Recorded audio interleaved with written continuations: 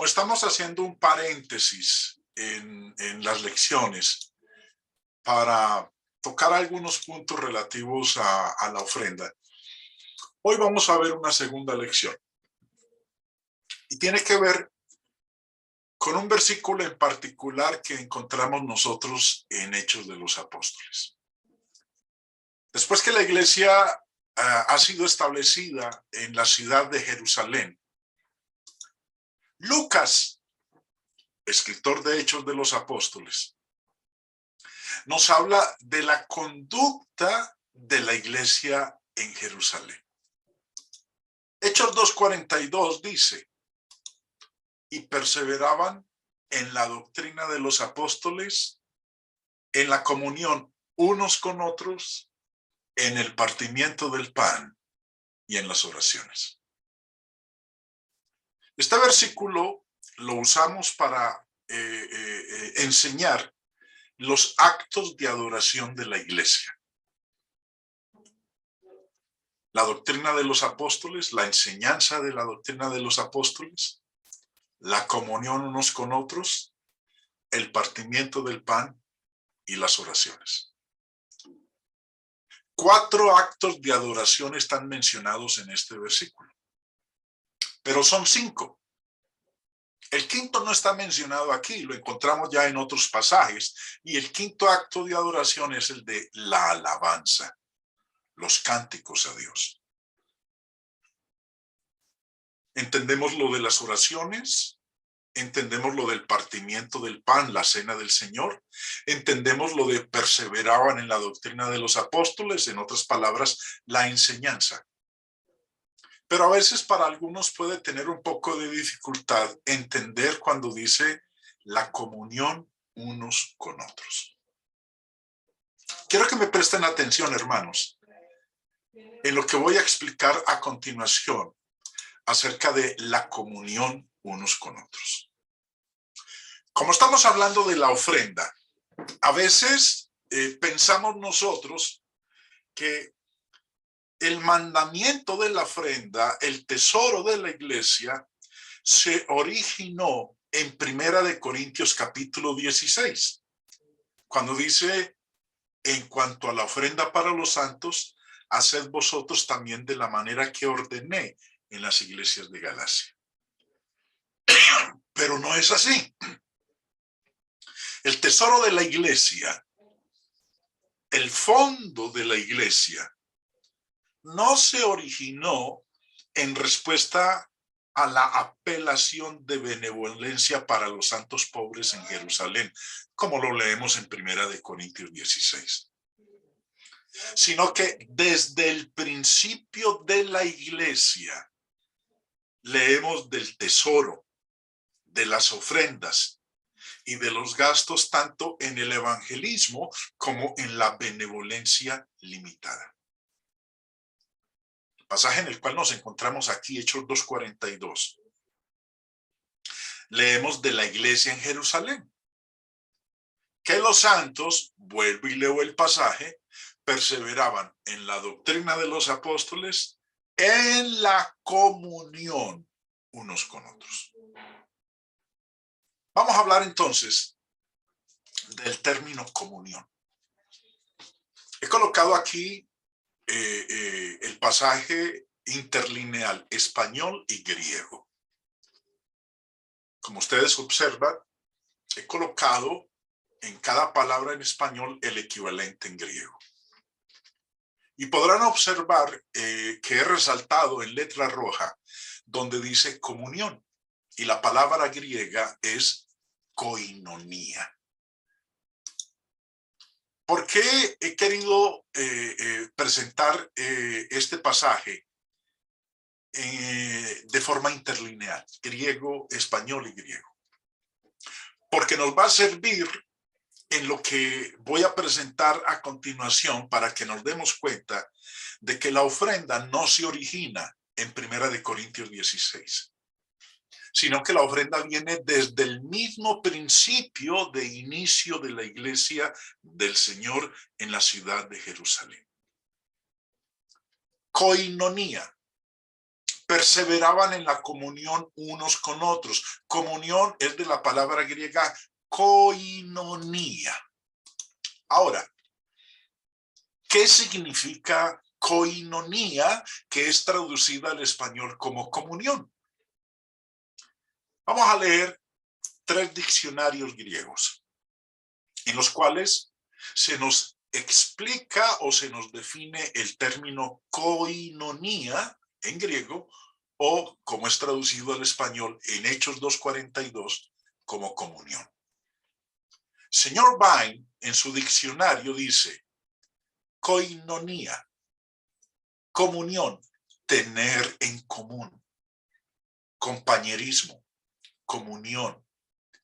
Denota la comunión manifestada en los hechos, los efectos prácticos de la comunión con Dios, producidos por el Espíritu Santo en las vidas de los creyentes como resultado de la fe. Participación, comunicación y hallando expresión en el servicio conjunto a los necesitados. Ofrenda, colecta. Acorde a lo que nos explica aquí el señor Vine en su diccionario, el término comunión en Hechos 2:42 tiene que ver con la ofrenda, tiene que ver con la colecta, tiene que ver con el tener en común.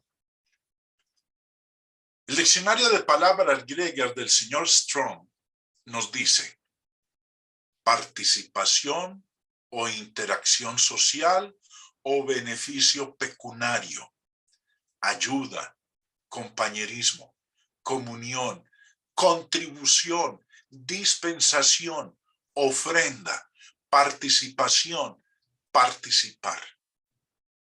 Nótense, hermanos, que estos 2 diccionarios nos enseñan y nos explican que la comunión de Hechos 2:42, en la que perseveraba la iglesia del primer siglo, tenía que ver con la ofrenda, con la contribución. Y el otro diccionario, el léxico griego del señor Thayer, dice: un beneficio, aportar conjuntamente, una colecta, una contribución. Como bien pueden entonces observar, estos 3 diccionarios griegos nos muestran y nos enseñan que la comunión de la cual nos dice Lucas en Hechos 2:42, en la que perseveraban la iglesia en Jerusalén, esa comunión tenía que ver con la ofrenda, con la contribución que cada uno de ellos realizaba para la obra del Señor. Ahora, ya vimos nosotros al principio de la lección que esta comunión era algo que practicaba la iglesia en Jerusalén. Pero otros pasajes, como por ejemplo, 2 Corintios 9:13, y lo voy a colocar en forma interlineal, español y griego, nos dice: pues por la experiencia de esta administración, glorifican a Dios por la obediencia que profesáis al evangelio de Cristo y por la liberalidad de vuestra contribución. Y la palabra que traduce contribución es koinonías, la misma palabra que es utilizada en Hechos 2:42, pero que allá se traduce como comunión, pero aquí se traduce como contribución. Y otro texto, Romanos 15, versículo 26. Porque Macedonia y Acaya tuvieron a bien hacer una ofrenda para los pobres que hay entre los santos que están en Jerusalén. Aquí la palabra ofrenda viene del mismo término, koinonía. La misma palabra utilizada en Hechos 2:42 cuando dice: y perseveraban en la comunión unos con otros. O el texto que acabamos de leer en Corintios, contribución. Comunión, contribución, ofrenda. La raíz original en el griego es la misma, es koinonía. Vuelvo y repito, La ofrenda no se origina en Primera de Corintios 16.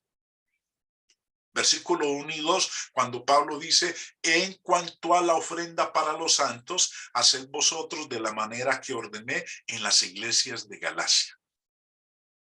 Entonces, la ofrenda no se origina en Primera de Corintios 16.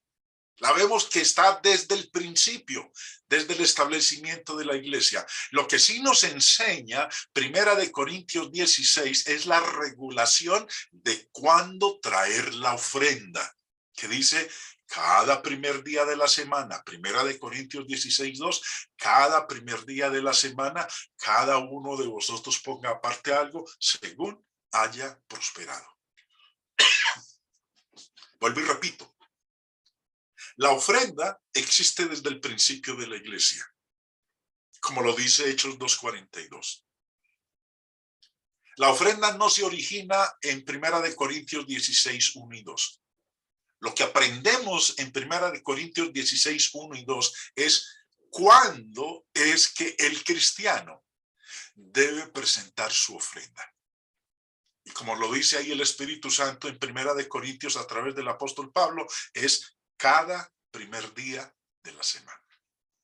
Espero que eso quede claro para ustedes, mis hermanos. Ahora, lo segundo que quiero que observemos es hasta qué grado está autorizada la iglesia bíblicamente para ayudar a un santo en necesidad. Nadie cuestiona o pone en duda que la iglesia local tiene una obligación de ayudar a los santos necesitados por quienes es responsable. Hay una serie de pasajes que así no lo enseñan. Por ejemplo, Hechos capítulo 2, versículo 44 en adelante. Todos los que habían creído estaban juntos y tenían en común todas las cosas. Y vendían sus propiedades y sus bienes y los repartían a todos según la necesidad de cada uno. La iglesia local tiene la obligación de ayudar a los santos necesitados por quienes es responsable. Hechos 4. Así que no había entre ellos ningún necesitado, porque todos los que poseían heredades o casas las vendían y traían el precio de lo vendido y lo ponían a los pies de los apóstoles y se repartía a cada uno según su necesidad. La iglesia local, repito una vez más, tiene la obligación de ayudar a los santos necesitados por quienes es responsable. Hechos 11. Entonces los discípulos, cada uno conforme a lo que tenía, determinaron enviar socorro a los hermanos que habitaban en Judea, lo cual en efecto hicieron, enviándolo a los ancianos por mano de Bernabé y de Saulo. Y un último pasaje, Romanos capítulo 15. Hay más, pero con este culmino esta parte. Porque Macedonia y Acaya tuvieron a bien hacer una ofrenda para los pobres que hay entre los santos que están en Jerusalén. Estos pasajes, hermanos, nos muestran que la iglesia local tiene la obligación de ayudar a los santos necesitados por quienes es responsable. Pero puede haber casos donde la iglesia local no tiene una responsabilidad hacia los santos necesitados. Por ejemplo, si hay aquellos en una familia que son capaces de ayudar, la iglesia local no debería ser gravada. Pablo instruye en Primera de Timoteo 5. Pero si alguna viuda tiene hijos o nietos, aprendan estos primero a ser piadosos para con su propia familia y a recompensar a sus padres, porque esto es lo bueno y agradable delante de Dios. mas la que en verdad es viuda y ha quedado sola, espera en Dios y es diligente en súplicas y oraciones noche y día.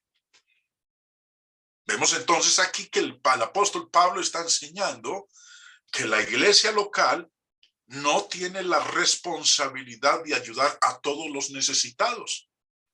Si una viuda tiene hijos o nietos, ellos tienen la responsabilidad de velar por las necesidades de su madre o su abuela.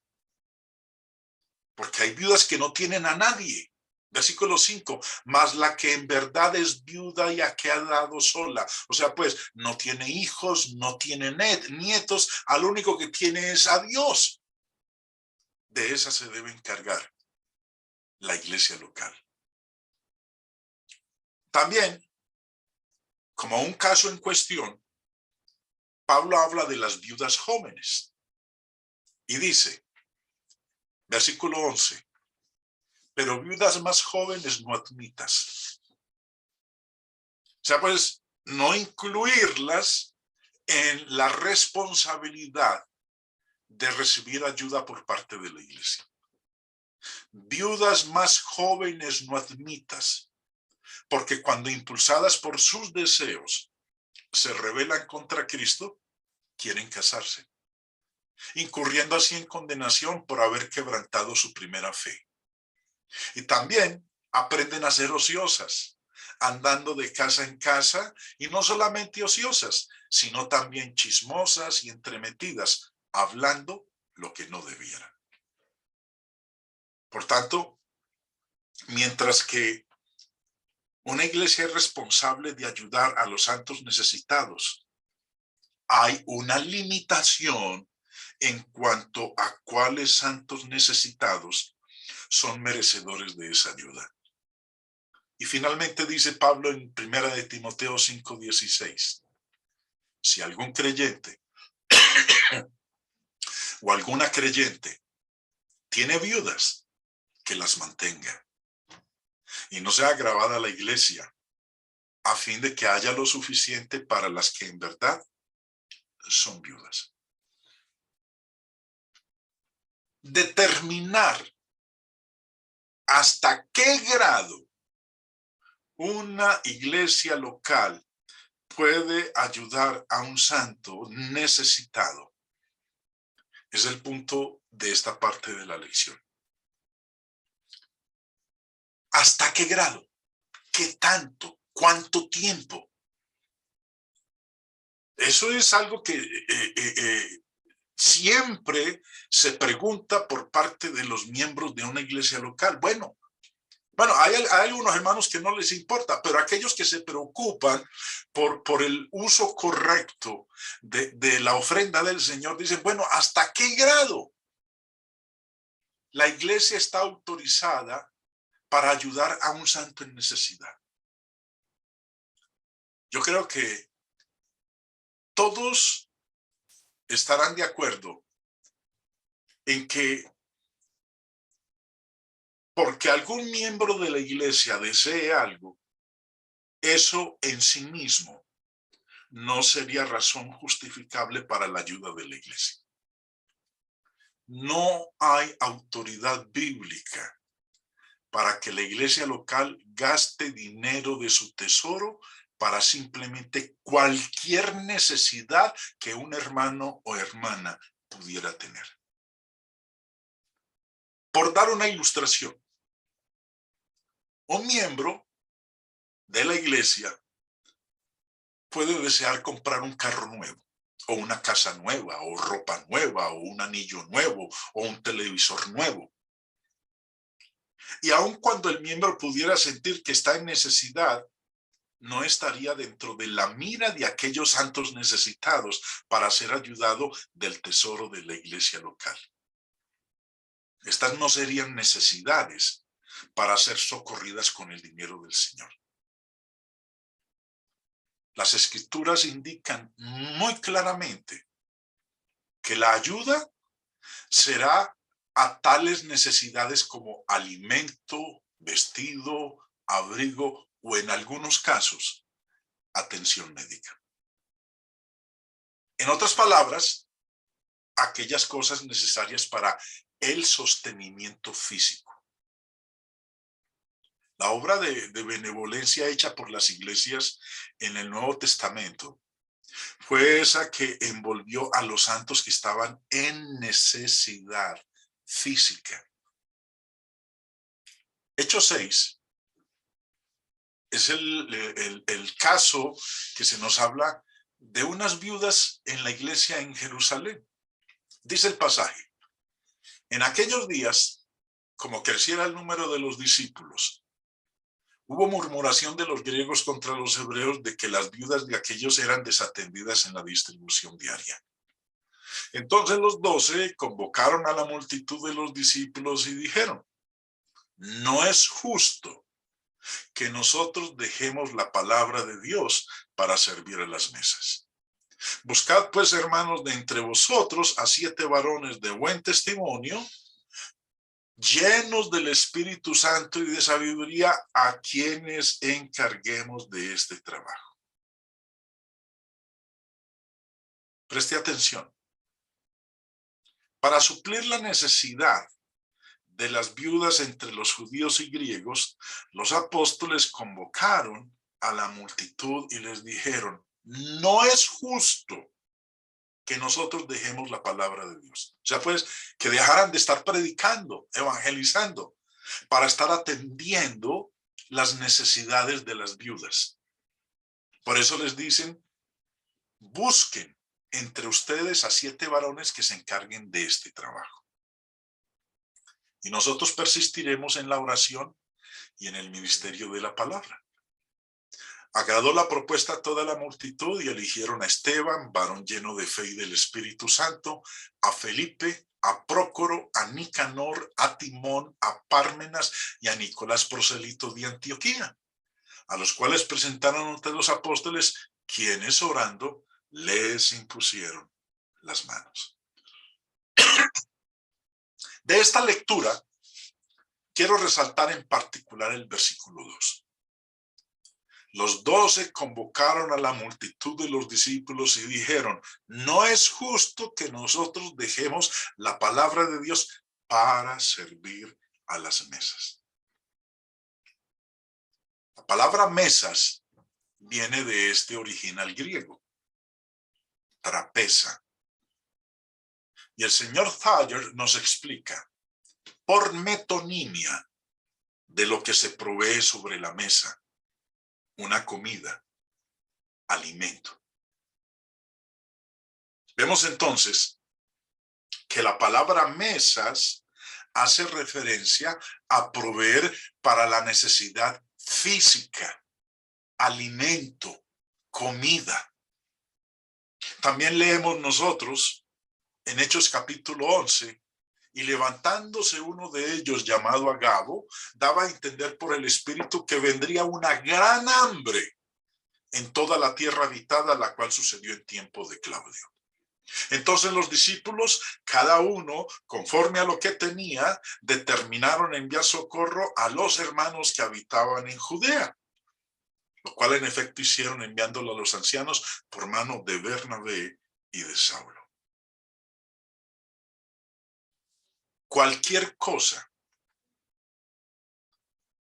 en cuanto a la iglesia local, bueno, esto lo vamos a mirar ahora, cualquier cosa que viniera dentro de la mira de alimento, vestido, abrigo, necesidades físicas, la iglesia estaría autorizada para proporcionarlo. Inclusive lo que tenga que ver con la salud de una persona, de un hermano. Ahora, en cuanto a la iglesia local, supliendo el pago de una casa para un santo necesitado dependería de las circunstancias. Si un miembro fiel está comprando una casa proporcionada acorde a sus ingresos, una que es modesta y no cara, y dentro de los límites de su presupuesto, y luego, debido no a una falta de sí mismo, queda desempleado, a causa de las condiciones económicas presentes.